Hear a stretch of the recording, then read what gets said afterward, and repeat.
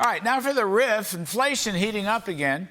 Joe Biden slapping tariffs on Chinese products we mostly don't buy.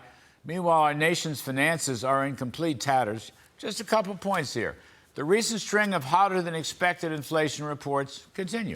The April Producer Price Index, whose top-line number jumped roughly 6% at an annual rate. And then there's a small business sentiment from the NFIB, continues to hover nearly 20% below levels during the Trump years.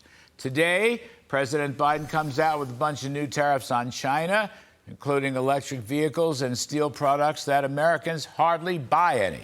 We already have 40 to 50% type tariffs on most of these products, plus numerous anti-dumping provisions that were put into place during the Trump years. There were no counter moves or strategies to help American exporters or U.S. business ownership in China.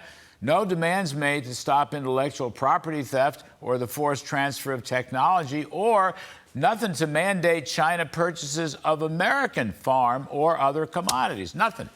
The Bidens did not address the problem of cheap Chinese cars manufactured in China but exported under the radar screen from Mexico to avoid USMCA tariff and domestic content provisions.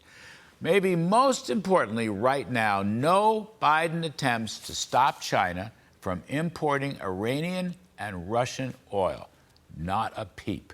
That broke all the sanctions, essentially financing two wars against the United States. Not a peep on that from the Bidens. Too little, too late, too meek. All right? And then finally, the matter of America's crumbling finances. Mr. Biden's in denial about $2 trillion budget deficits as far as the eye can see. Publicly held federal debt projected to rise from $28 trillion this year to $48 trillion over the 10-year CBO budget window. That'll put it at 116% of GDP. Interest expense, which is running around $870 billion today, expected to rise to $1.6 trillion over the budget period. That would put it considerably higher than spending on defense and national security. Food stamps exploding despite recovery from COVID, and of the roughly $110 billion spent on food stamps, that's up 60% from pre-pandemic, by the way. Only 24% of able-bodied recipients are actually working.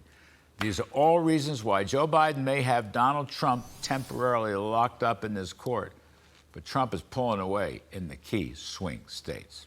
That is the riff.